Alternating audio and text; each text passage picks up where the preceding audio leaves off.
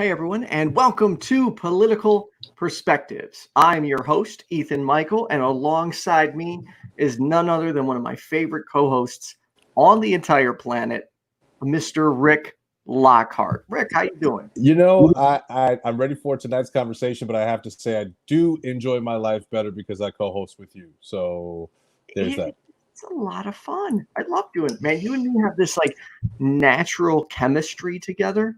Yeah. To me, it's the perfect contrast for our show title, In Black and White, which is normally every Thursday at 7:30 p.m. Central Daylight Time. But we figured this might be a great way to have a different type of a conversation, and I appreciate you bringing me along for this discussion. I'm not one to really engage in politics, but I think now more than ever, these conversations definitely should take place because there's just so much. Yes, and these conversations need the right finesse to have them. They need a little black and white. They need a little black and white. So we'll be bringing you the political perspective today, and I'm excited to get involved in these conversations. You have the option also to call in.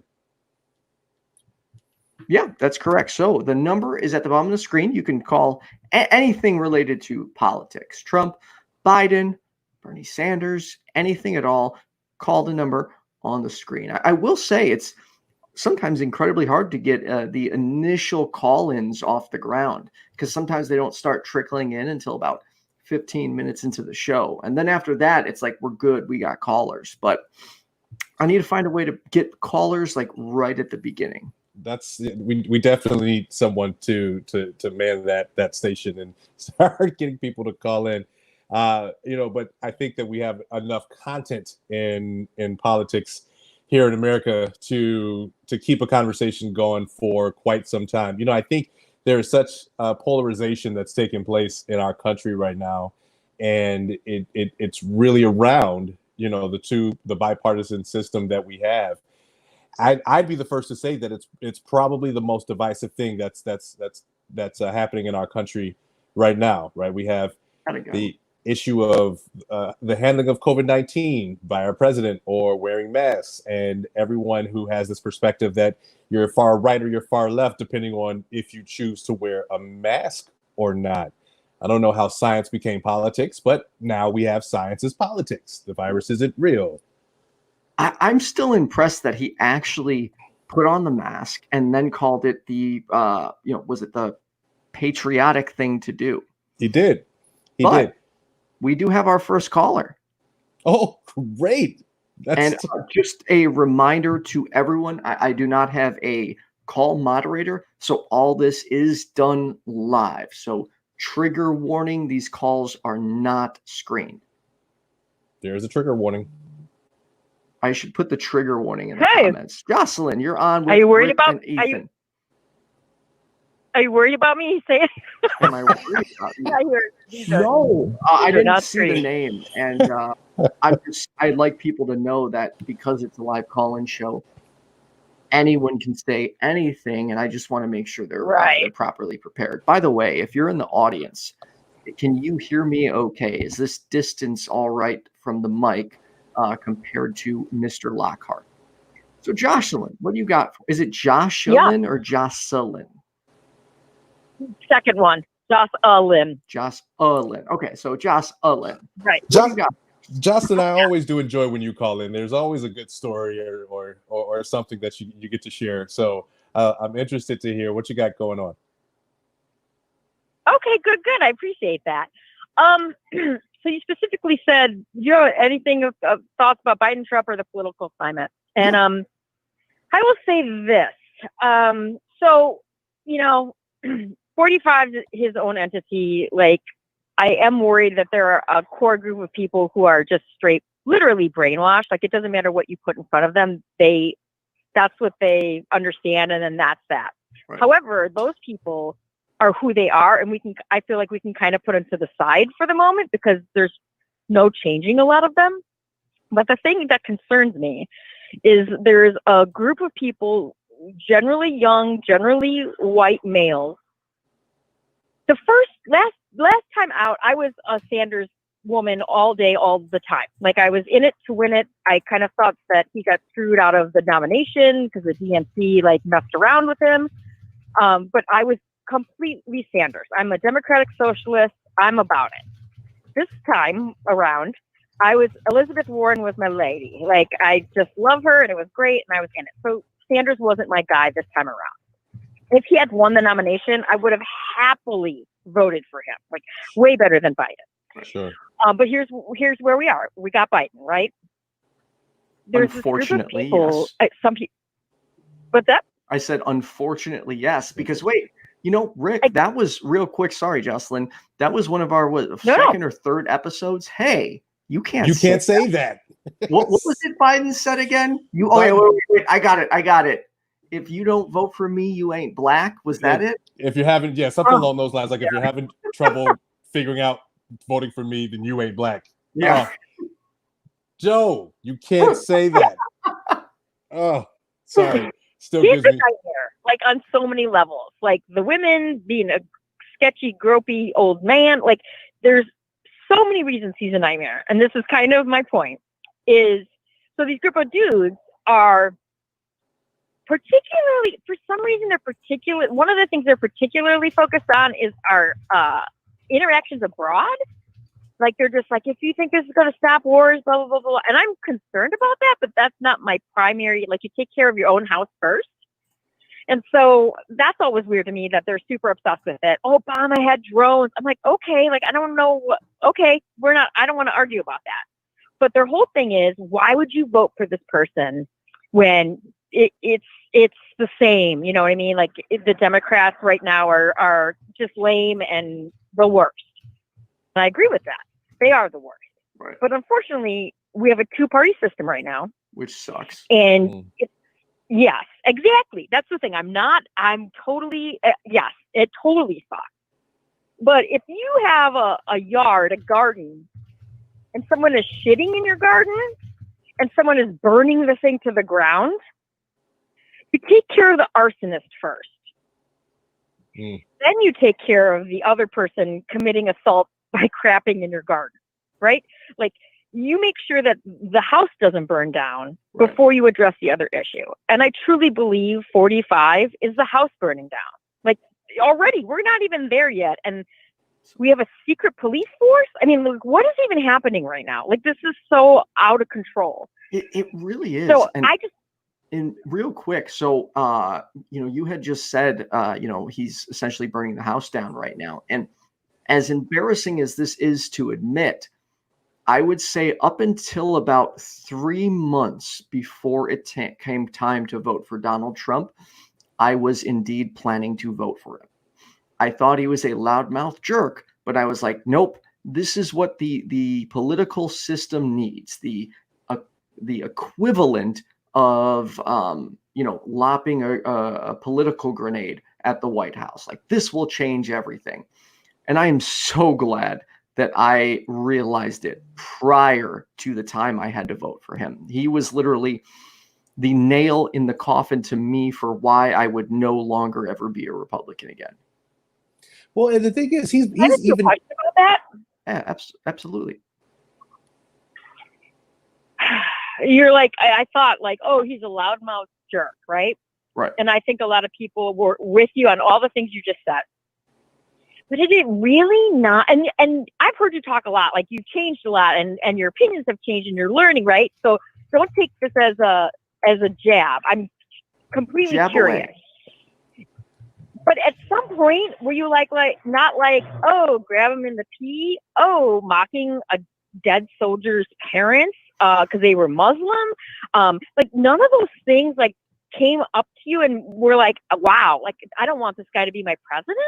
So, yeah, no, let me be entirely honest with you. I had a very different outlook because there are many times, even to this day, where people will lop insults at me and they don't bother me because I'm just like, what? They're like, I don't care. To me, while I am aware that my words can hurt other people, I don't like giving them the same power. So if someone starts insulting me, it's like, cool, whatever. It's just a word. It's not going to bother me. So I unfortunately used to make the mistake of, well, Trump's just, he's just speaking his mind, or he's just telling it like it is. I rationalized those. I justified them with stupid reasons. So no, initially, while I did find his comment, grab them by the P, inappropriate and disgusting, I justified it as, kind of guys just talking in the locker room, which is ironic because I never spoke like that in the locker room, literally ever. So how I was able to justify that is beyond me. Like, I look back at it and I want to be like, dude, what is wrong with you? You literally cannot be this stupid, man. Listen, at least you were in the locker room. I wasn't even in the locker room. That wasn't my deal. But here's the thing. I didn't play sports. So I see. So you trying to figure that out. Here's the thing. I've said this before, and I think we've talked about this on In Black and White, Ethan. I understand that people wanted to put him in office to shake up politics, to do exactly what you said, lob a grenade at the White House or at politics. Excuse me. The thing is, I see that same thing happening in Chicago. We elected a mayor who did just that. She was not about the normal politics. She was definitely into changing the political climate system and the way Chicago, the big machine, operates. And she did it and does it with class. Still, she's still able to carry herself with class and dignity. This guy, and from day one, we all knew that it was going to be a detriment to our country. We all knew that putting him in office, well, at least those of us who aren't brainwashed, knew that you can shake up politics without having someone like him in this leadership position, right? But again, I understand that being the mentality. I understand that. Here's where we are now. And to continue on or further on his leadership of our country is asinine. It's insane. He has, as he talks about, and I don't want to make this a Trump bashing thing on my part, but things I just have to get off my chest. He talks about the crime and murder rates happening in these Democrat cities, quote unquote. But under his leadership, he's lost over 140,000 Americans. Now, here's where we are. So people who are, I don't understand this mentality of continuing on his leadership. I don't. Well, and the thing about that too that I can't understand is, like, Ethan, you're like, oh, I kind of convinced myself, I rationalized this way of thinking, blah, blah, blah, blah, blah. Great. But then he gets inaugurated, and from day one, lies, provable lies, provable lies. Like, that was another thing where I'm like, no one can, like, these are facts. You know what I mean? Like, this isn't like my opinion. This isn't subjective. These are things that he's saying that are lies that you can prove with numbers and pictures. And do you know what I mean? Like, and even so, that's mind-boggling to me. I'm like, how is that? You want someone who tells it like it is, but you don't, because he's a liar. So that's another mind-boggling. Like, I don't literally. Well, I don't watch him. I don't follow him on Twitter. Because anything that comes out of his mouth, I just assume it is a 100% lie.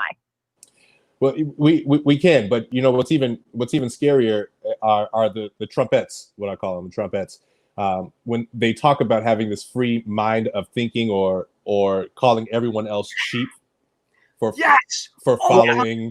But here you are following Trump and everything. Like, I'm waiting to see how many people are going to start wearing masks who weren't wearing masks, just to say that, Well, look at, was it Lindsey Graham that all of a sudden the next day was like, promoted wearing a mask, and he hadn't done it before? It's like, come on, really? So, for one, I think the term sheep needs to, we need to stop using that on both sides. Like, it does not further the conversation in any way. It's childish, and it's just a way people try and make themselves feel intellectually or superior. And most of the people that do it, in my opinion, are idiots. Most of the time. Seriously, there's just no reason for that. To me, it's kind of, in a way, laughable that you could watch on both sides. You could either just watch Fox News, or you could just watch, CNN, and actually think you are thinking independently or being a free thinker. Like, you have to go to multiple news sources because most of them are not reliable. Even the left-wing news sources, most of them, all they do is bash Trump. Like, we don't need that. That's not achieving anything. We need a critical and honest evaluation of what he's doing and what he's saying.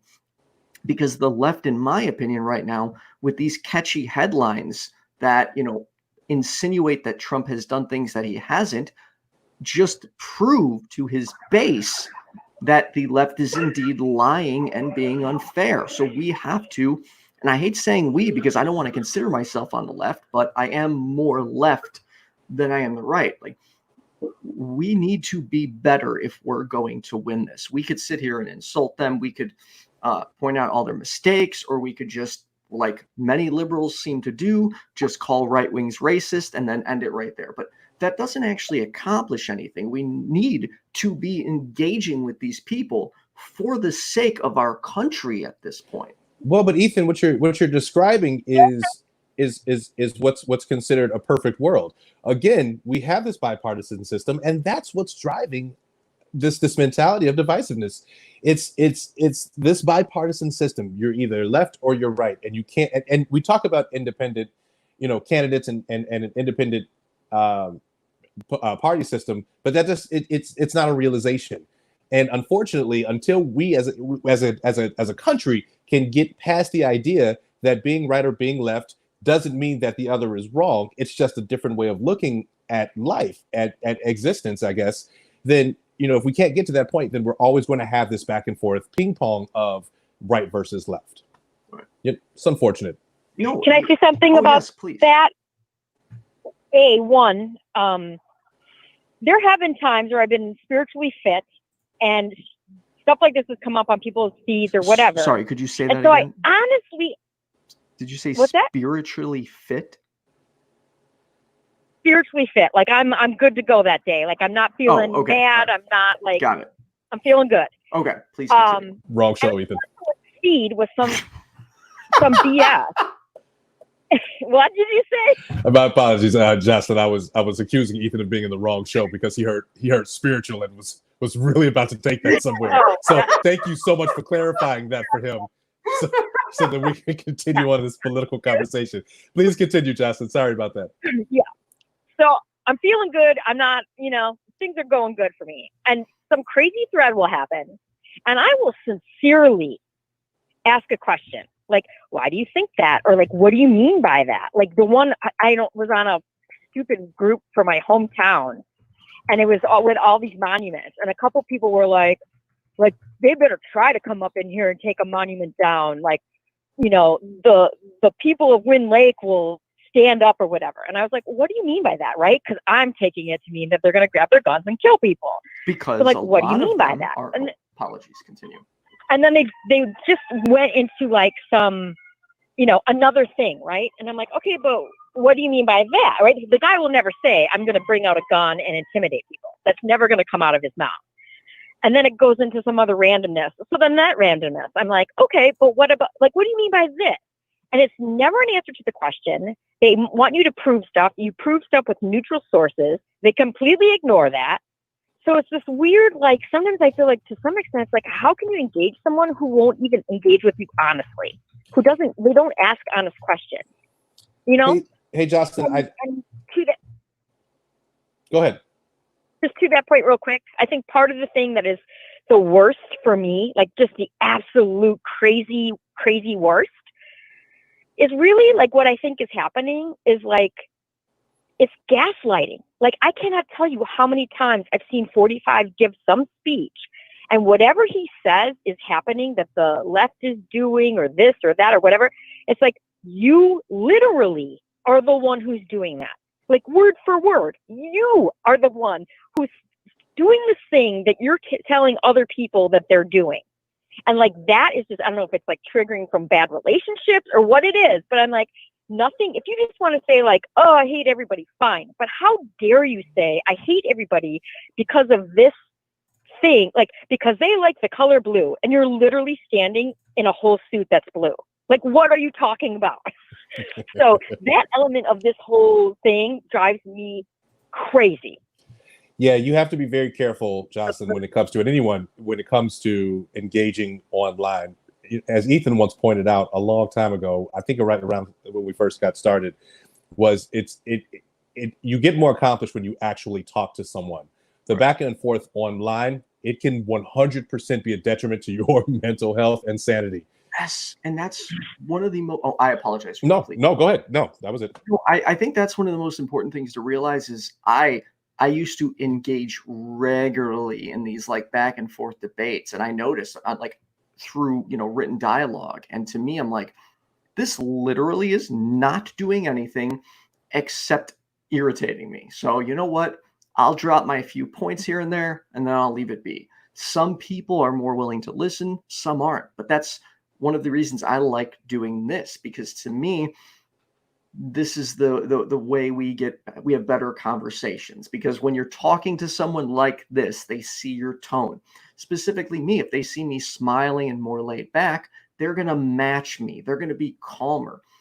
But when they just see me writing it out, they don't hear my tone or how calm I'm being. And it's just, people are more quick to go on the attack and be more defensive when they can't look you in the eye. And that's why, to me, hearing the person's voice or looking them in the eye makes the world a difference. And that's, for example, I had a friend about a month ago.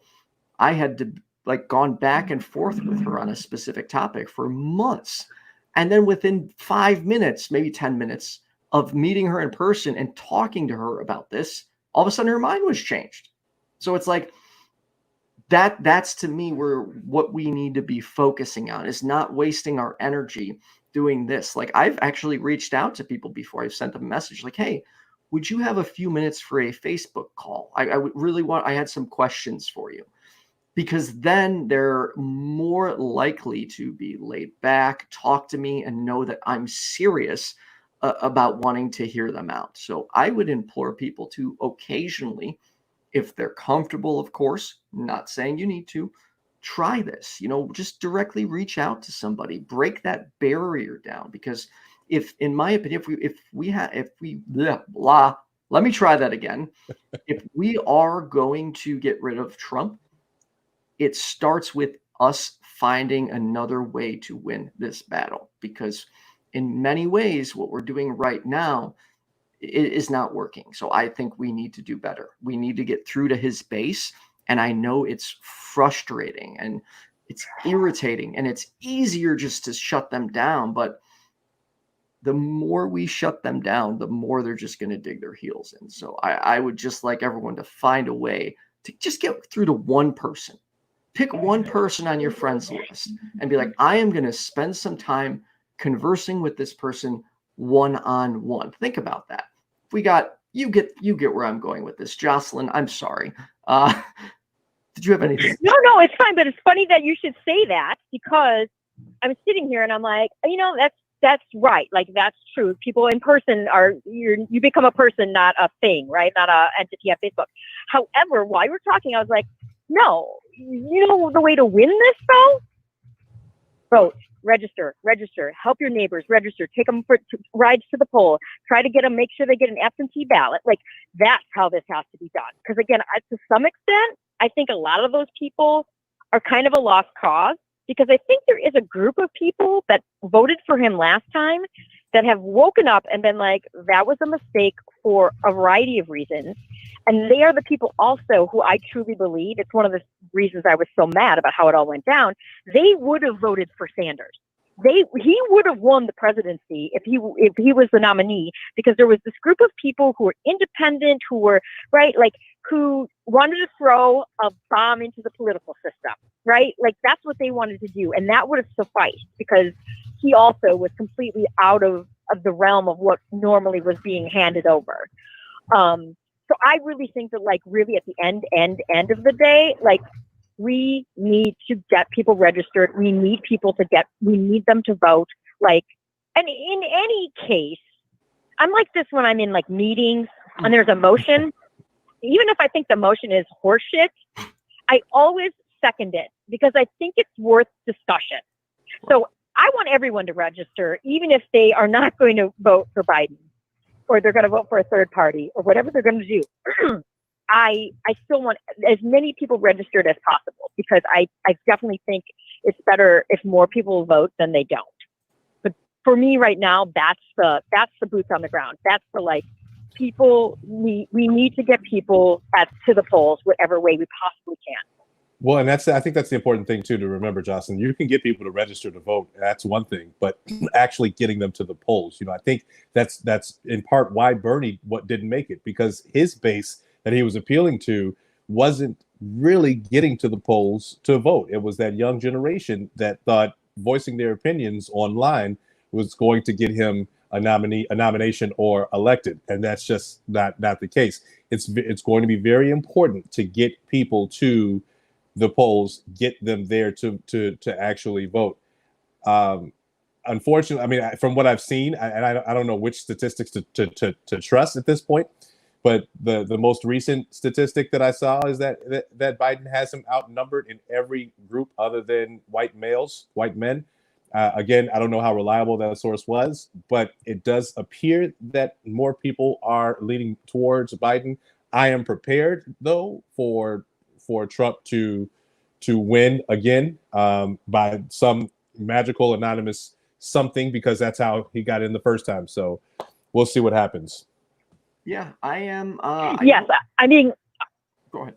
I'm being optimistically cautious as well. I don't know if you guys watched Colbert at all, but the night of that election, everyone kind of had predicted like Hillary was going to win, and the results started coming in, and like he was gobsmacked. He was like ruined, like on live TV. It was a live show for the election, and he like didn't even know. Like he was just shell shocked, and it's like, so I'm being completely optimistic, because I've seen those polls for at least about a month that he's leading in double digits. So let's hope, because part of the thing about getting people to the polls is they're cheating. They're closing polls. Like what was it was it Atlanta? Kentucky. Jefferson County, like basically where tons of Black people live. Like they made it so it was like one polling place for 600,000 people. Are you kidding me? Like that would have been bad without COVID, but there was COVID. So they cheat. Jocelyn, welcome to a white supremacist society. That has been going on.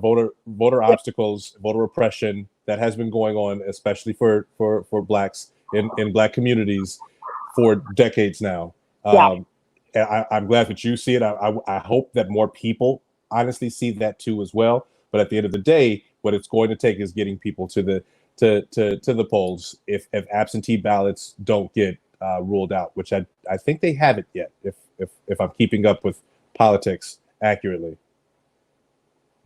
Well, currently, I used to work for MoveOn.org, helping people register and all that. Currently, every state has its own rules. So some states you can get absentee ballot just because you ask for one. Right. And then some states you have to be like, I'm old and sick. Like, you know what I mean? Like you have to prove you need an absentee ballot. So some states really are okay in that you just have to make sure you get your request in to get the ballot in enough time to send it back out and postmark it. Right. Awesome. Well, thanks for calling in, Jocelyn. Thanks so much, Jocelyn. Thank you so much too. I always enjoy talking with you guys, and I wish you such a great night. Thank you. You too. Stay safe. Okay. Thanks. You too. Hey, don't be stealing my line. Stay safe, stay happy, stay healthy. Fine. I'll add stay well then. There we go. We got where'd it go? Okay, question for the panel. And this is I think it's a really good question. Would you strongly encourage someone to vote even if you knew that they would vote for the exact opposite of what you would vote for? In this election, no. Normally, yes. I would say, it's really important to actually, especially in Black communities, because of the fight and struggle that has happened to us to just have the right to vote and be able to vote. Historically, I think that it's something that we should all. I mean, it's a system that is supposed to work. And under normal circumstances, I would say it doesn't matter who you're voting for, just get out and vote. Exercise that right. Don't take it for granted. However, now, no. If I know that you're voting for 46 minus 1, I'm not encouraging you to vote. Stay home.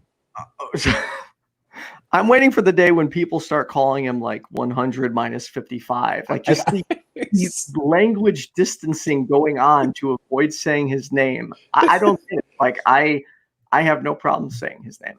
Neither do I. But here's where I disagree, and I may get some pushback from my friends on this one, but I have a hard time with the idea of not encouraging people to vote simply because they don't agree with me. Like, as much as I don't want anyone else to vote for Trump, I just like, I don't know. I feel like if a Trump supporter called me, a friend, or let's say one of my family members. So I come from a family who is all Trump supporters. And I have a goal to get through to them, at least one of them, by November. I'm going to keep you in my prayers. I mean, I'll use any help I can get at this point. Rick, actually, maybe I should have you sit down with my family. We'll do an episode of In Black and White at my family's house.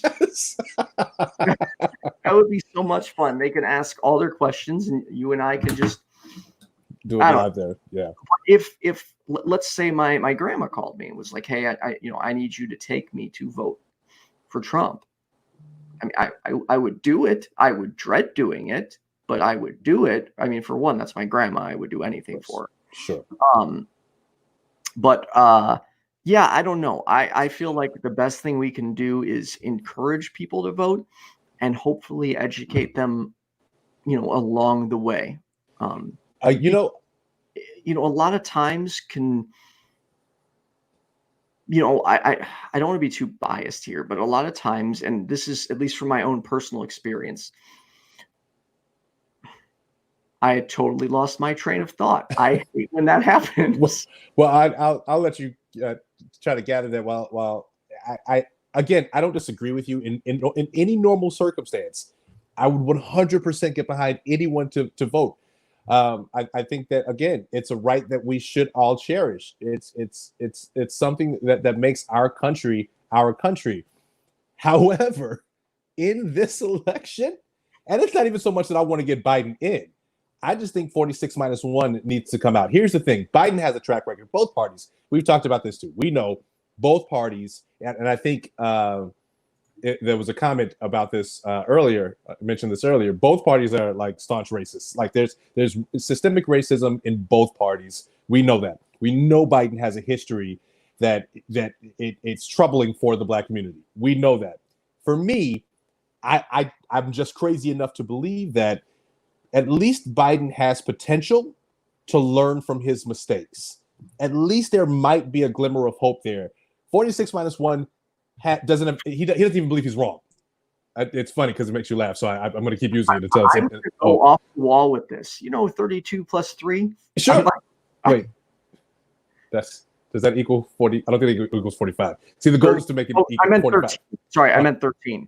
My bad. Wow. Totally failed on that one. Oh.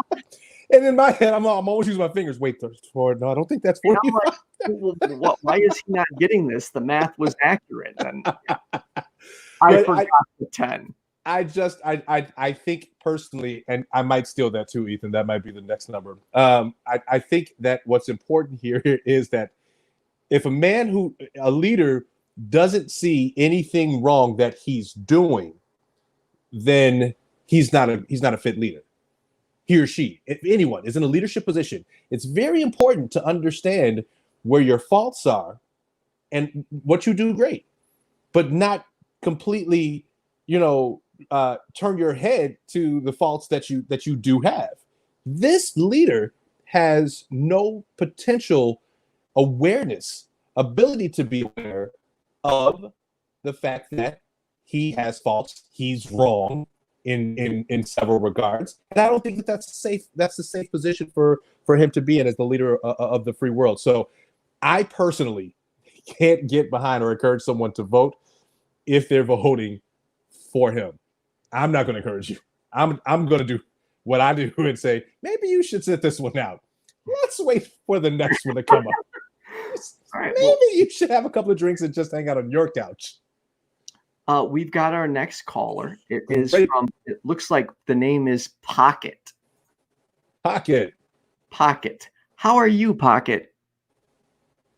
Hi. Oh, Puck. Pocket? Really? That's Oh, the screenshot. That's what it says. The auto tweet is from Okay. Pocket. it's Okay. see. Well, I mean, the asterisk has to stand for something, right? This is why we need Puck in our lives. Okay. That's why you guys need a call screener so that the pucks are correctly identified on your channel. Yeah. Hi guys, how you doing tonight? Hey, Puck, what's going on? Okay, so I had a question for Ethan.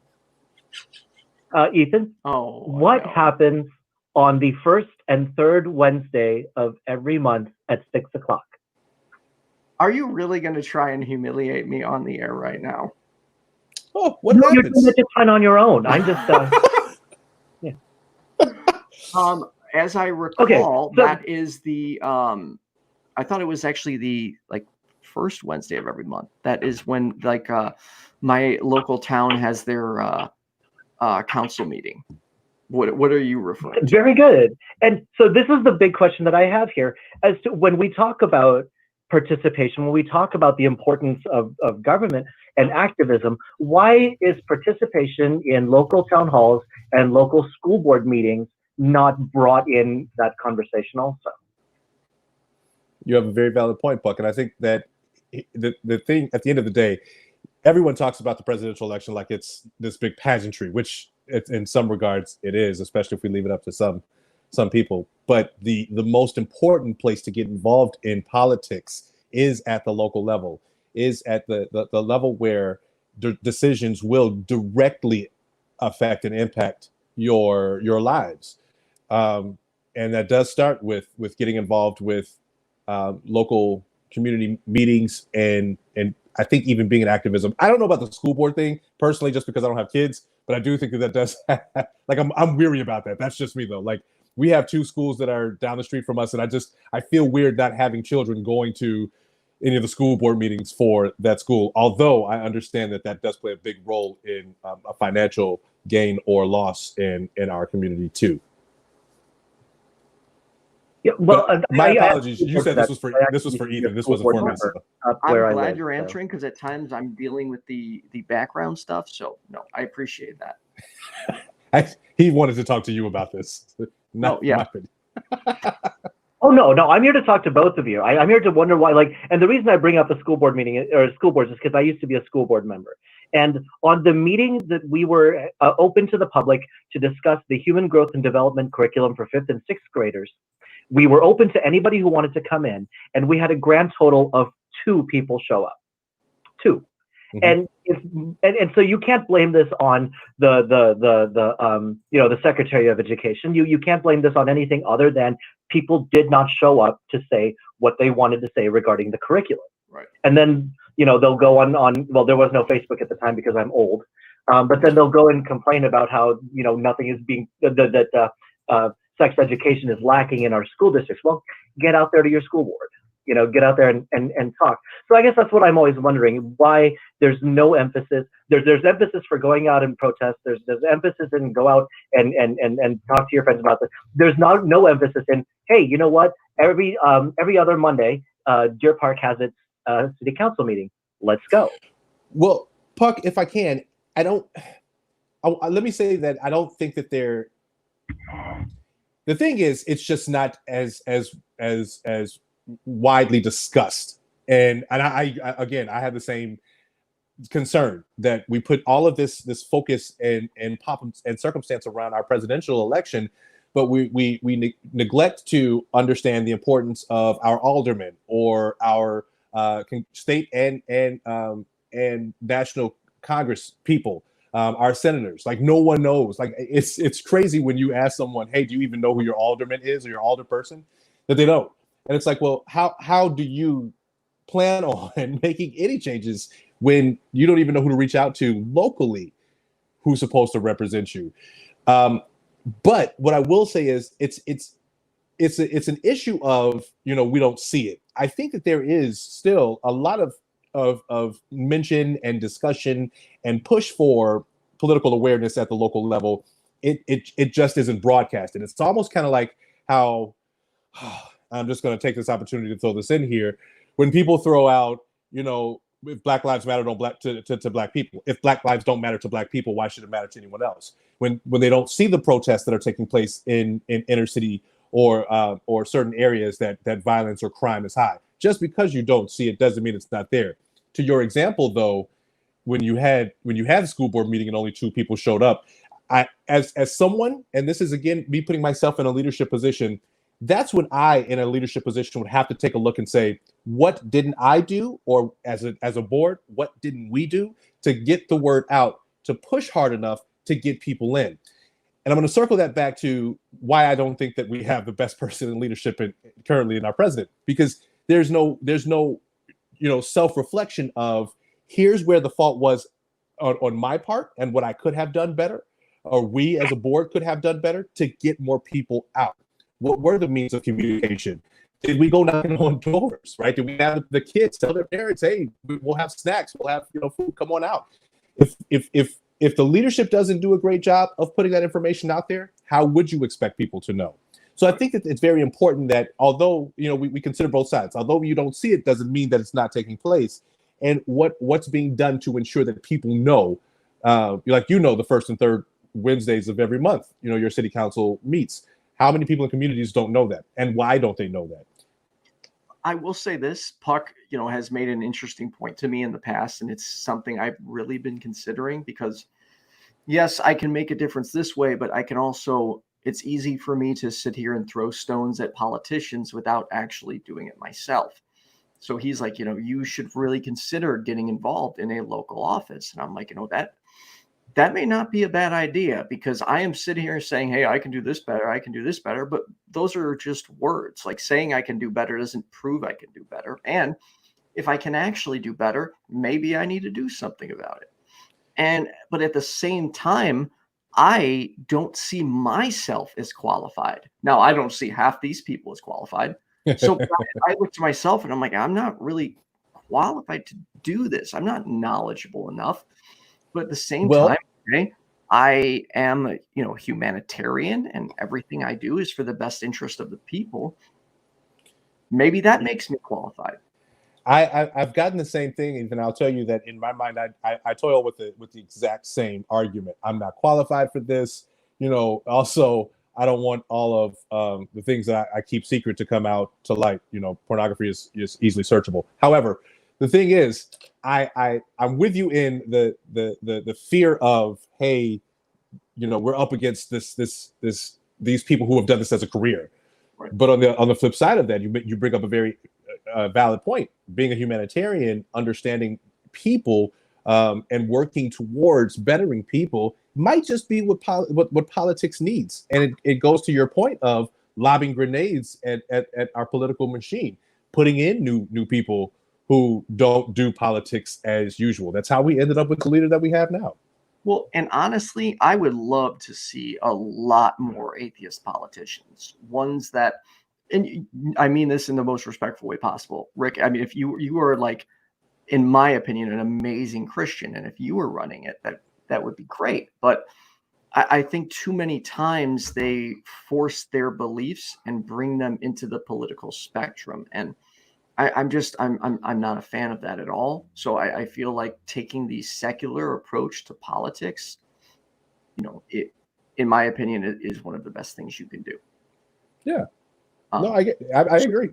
Puck, before we get to our next I wanted to clarify one little thing, though. When I said that I was a school board member, the school district that I went to had in their school board charter that one of their school board seats was always saved for a senior high school student.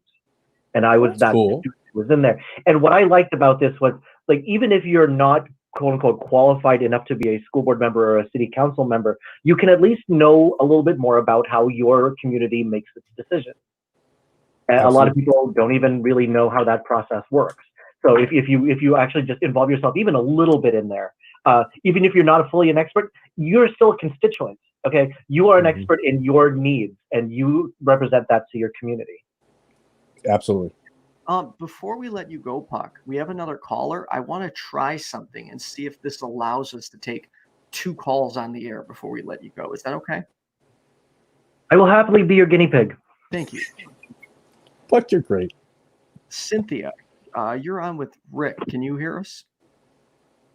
Yes, I can hear you. Can you hear me? Yeah, Puck, can you hear Cynthia and can you hear us? I can hear everyone except Rick. He hasn't said anything yet. I did. I said, Puck, you're great. I did say Yeah, that. Okay, hear it. Sorry about that. And you Yes, I hear everybody. It works. Yes. Okay, so we can take multiple callers. That's a plus. Look at that. Awesome. Thank you, Oh, Puck. Appreciate Thanks, it. Puck. Thank you guys for taking my call. Have a great night and a great show. You too. You too, Puck. Thank you. Cynthia. Cynthia, what do you got for us? Is this Hello, everybody. is this Cynthia, host of the 13%, Cynthia? No, it can't be. Here on YFNA News? Why this is Cynthia, host, half of host of 13% of the 13% on YFNA News on Monday evenings at 7 p.m. Central Daylight Time. Get it in. All right. What's going on, Cynthia? Okay, so I don't know if you got a chance to read the note, but okay, because I know that we know since we're talking about the presidential election, and I think I kind of made my position kind of known as far as like how I feel about the presidency per se is when it comes to like the election. So, Rick, I know that you are more of a, vote for Biden. So I want you to convince me on why I should do so. Ooh, I like this. I think the best reason I can give you for voting for Biden, before I say that, let me just make it clear that I don't think that either of the two are the best fit for this position. In fact, I'm just going to put it out there. I was a fan of Pete Buttigieg. Just going to throw that out there for various reasons, for a myriad of reasons, even with some of the faults that he has. But I would think that the best reason I can give you to vote for Biden in the situation that we're in, because, you can vote independent, but we know that independent candidates, I don't even think there is one in this election, but there's never really a platform. So it's not that it adds to or takes away, but it just kind of becomes like a no vote situation. I would say that in this situation that we're unfortunately faced with, and I hate to use the term lesser of two evils, the better candidate for this position, for the leadership of our country, is Biden, because of the fact that he has potential to learn from his mistakes. He has potential to accept that he has had faults, and make some changes. We currently have a sitting president who does not think he does anything wrong, and that's dangerous. That's dangerous for our country. That's dangerous for us as people. And it's not the direction that we want to continue to take our country, because what's bound to happen there is we are going to fall prey to whatever he wants to do. We see it now. And he thinks he makes the best decisions for everyone. So I'm sorry. He does. Does he? He has the best Really? everything. Because he does. It's the best. It's great. So that would be my. I wouldn't spend time or waste time going through his history, Biden's history, and why he's the best candidate for the position, because it's not there. Neither one of these two are the best for leading our country. And the biggest reason I wanted Pete was because of his age. He had a younger perspective and opportunity to change the way politics operate and kind of get out of that old whitehead, and by whitehead I mean white hair, not white faces, whatever. That old whitehead political machine that we have. I just had to put that out there. You gotta throw clarification for people these days. That's true. So that would be the only argument that I can give you why he would be the better vote than voting for Trump or not voting for all. So I guess here, to play devil's advocate here, though, what if this election we, of course, say, all right, we're going to vote for Biden, the lesser of the two evils, because they both do suck, in my opinion. And then, everyone does say, well, we have to get rid of Trump this time. Well, what about the next time after that? What if it's someone even worse? Are we going to then do the same thing again? At what point do we stand up and say, we're done with this damn two-party system. We're going to start voting independent? Because every election, we can't continue to use the excuse of, well, this one, we have to vote the lesser of the two evils. So at what point do we finally give up on this and start saying, screw it, we're taking other options? And see, I'm more of that mind, Ethan. I personally feel that we are in I understand that we're kind of like in this catch-22 situation because Trump is horrible. And yes, he makes a lot of decisions and says a lot of problematic things, and we're seeing even some moves that he's making that is detrimental. However, I'm wondering, because like I'm listening to a lot of people as far as like saying I'm just going to vote for Biden, but we're not really getting anything from Biden that we should vote for. And the only thing that I get a lot is, well, we got to get rid of Trump. But at the same time, it's kind of like, when is it that we are going to say, I'm getting tired of voting for the lesser of two evils, if that makes sense? It does. Well, and so Cynthia, this is what I would ask you in counter to that. So if that's what we're pushing for, right, and we can all agree that the divisiveness in our country is this bipartisan system that we have, and there should or needs to be a new system that allows us to have independent voice, thought, and so on and so forth. My question to you would be this: out of the choices that you currently have, who's the better chess move to make so that we can get to that system?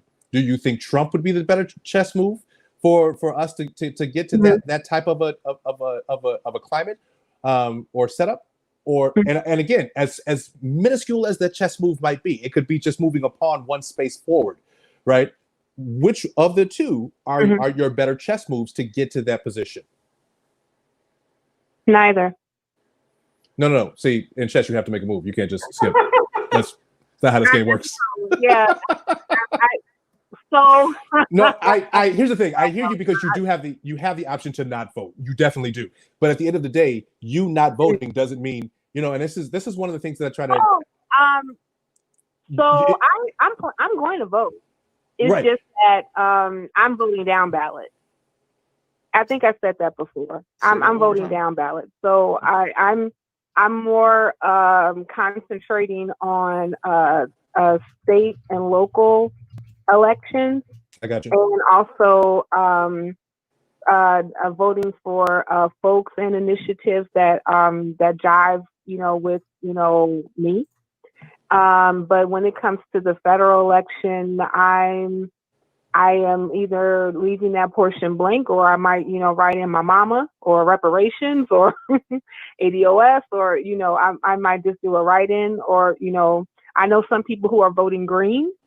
I'm not too completely familiar with the Green Platform Party, so I'm not about to say that I'm going to actually do that. But I'm more so focusing on the local elections, only because my issue is with Trump is very horrible, but Biden has a long history of advocating for policies that have been very detrimental to the Black community. Absolutely. And can you give me an example? The crime bill. What was your question? Oh, no, I was saying, could you give me an example? He is the architect of the 1994 crime bill, him and Orrin Hatch, which basically put the carceral state on roller skates, and also incentivized states to give federal money to states to build private prisons. So it made prison, a money-making game. And also he boasted that every tough on crime bill that has been placed out for the past 40 years had his name on it. And anytime that you and one of the things that one day we're going to get into on the 13%, that actually airs every Monday night at 7 o'clock Central Standard Time. We are going to On talk YFNA about News. politics. I'm sorry. What I said on YFNA News. Hey, Cynthia. Well, let me ask you, because I share the same sentiment that you do. And again, as much as I don't want this to become, hey, Cynthia, I'm trying to convince you to vote for Biden, because it sounds like, that might not necessarily be the case. But I just want to kind of throw to engage in this discussion here. If in the event we have Joe Biden, who has done the things that he's done in attack on the Black community, right? We know this. Do you think that as we move to reform and reformation, that Biden in the presidency can reform, restructure, or refute all of the things that he's already done? And if you think that it's something that he should have done already, which again, we'll agree that he should have, if he's under a Trump presidency, do you think that Trump will allow him, if Trump wins and Biden loses, do you think that Trump would even allow him to spearhead the reform of any of the things that he's created, the crime bill and so on and so forth? Imagine both scenarios. If he's in the presidency, again, this is a guy who can admit that he has had fault or that he's done wrong. And in this climate that we're currently in, he definitely would be pushed to making those changes, those substantial changes. If he's in the presidency, do you think that he'll be able to make those changes? And if he's sitting under another 4 years of Trump, will Trump allow him to make those changes? Okay, hold on. So are you asking me, do I think that if Biden becomes president that he will make those proper changes while he's in office? Or do I think that if Trump was reelected, that he would allow Biden to? I'm a little confused about the question. That's the question. So we're looking at two scenarios here. If Biden wins, right, and again, throwing out the idea that, or the notion that he should have done this already, because we agree he should have done this reformation prior to this point. However, here's where we are, right? We're in a position of either Biden's going to get the presidency or Trump is going to get the presidency. If Biden gets the presidency, right, he has some potential and ability to change, to reform, to refute, to all of the things that he's already done that's been an attack on the Black community. And what I'm saying is, in today's climate, I think that he would be held under a very thick microscope of ensuring that those changes were to take effect if he's in the presidency. If he's not in the presidency and we end up with Trump, do you think that he would have the ability, that Trump would allow him, to even make the changes or reformations that he needs to make to those bills? So if Biden is in office, I have no confidence that he will do anything as far as like making any changes that is significant, even when it comes to what I would even consider piecemeal changes in the Black community. And the reason being is because he has not espoused any legislation that he would even be working on that would even do so. Matter of fact, when you all get a chance, just look up his the Lift Every Voice plan, the Lift Every Voice agenda that he has. Just look it up and read it. So I caught a glimpse of it. That's one. I'm sorry? I caught some glimpse of it. I haven't read through the whole thing yet. Okay, yeah. In between, whatever, just read it for shits and giggles. Sure. Then also too, even when he was actually pushed in debates, and also when he was pushed in other interviews, specifically, what is it that you would do, specifically for the Black community? It was always a pivot, a turn, or a non-answer. matter of fact, I think one of his latest interviews, he was asked twice about reparations, and he said, first time that he was asked about it, he completely sidestepped the question. The second thing that he said was, I'm not even, I would only consider it if we talk about Native Americans. And I have nothing against Native Americans, but, Sure. that question was not about specifically Native Americans. It was about the Black community. Exactly. And he even said that he knows that he could not win the presidency without the Black vote. And I was going to ask you, if I can, real quick, what if he's talked about having a woman as a VP, and he's committed to it being a woman of color. We don't know if she's going to be Black, but just if she were to be Black, would that change your perspective on the things that he might consider doing in office if he had a Black woman as a VP? No. Okay. And the reason being is because that would just be Obama 2.0. We're looking at identity versus policy. Sure. And because like I to be honest, as far as like who is in office, I really don't care what race they are. It could be another old white man. I don't have a problem with that. Mm-hmm. I am more concerned about what policies are you pushing that's going to be for the betterment of my people. Mm-hmm. And the reason being is because when you look at the data as far as like, Black people's population and, where we are in wealth and where we are in health, where we are as far as like, disenfranchisement with communities, it's abysmal. And especially when these are supposed to be citizens. And it's constant, and it seems like that we're constantly talking about the same things over and over again as far as like what Black people need, but we never really get to what Black people need. Very true. And even though like and the Democrats have a really bad habit of pandering to the Black vote, as far as never really offering any type of tangible policies that would make a big difference. And I believe that and also too, Biden said in his first 100 days, he's going to work on DACA. Mm-hmm. That was his focus, is working on DACA. And the thing about it is that we have an executive order that went forth by Obama, and also the Supreme Court has already basically held it up the tenets of DACA. But again, we're still dealing with a much needed police reform. But even he said that he was actually going to throw more money at the police if they promised to play nice, but never gave any type of outline of what that even looks like. So, I find him.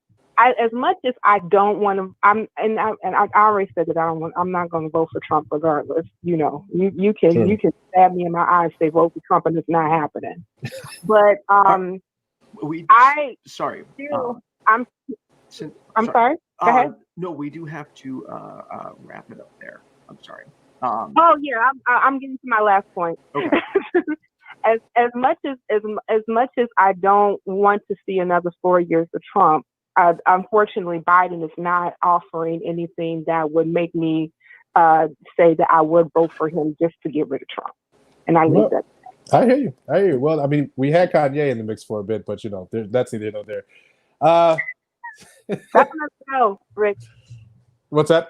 Well, that's another show. I know. Yes, that's another show. Well, thank you for calling, Cynthia. Thanks, Cynthia. All right. Thanks, guys. Have a good evening. All right. So next week, here's what I'm going to do. I'm going to personally reach out to a few people who are indeed Trump supporters or right wing. I'm going to specifically ask them to call because I really want to talk to people who are not necessarily on the same page. So I got a few that I could reach out to for you for the show. I want to start this. I really want to start next week off right and get people who do not agree with us to call in, because that's where, to me, the interesting and fun dialogue is going to happen. And that's how we're going to ideally change minds, or at least further the discussion. Us. Am I coming back next week too? Oh, crap. No. Let's say we have a whole show in black and white to do next week. No, yeah. So, no, next week I have a different co-host. Great. Okay. But yeah, I will find you some Trump supporters to call in. Absolutely. Yeah. Hey, thanks for having me on this show. I appreciate it. I don't normally talk about, like I said, or engage in political discussions, but this was a great conversation. And thanks to all the callers who called in.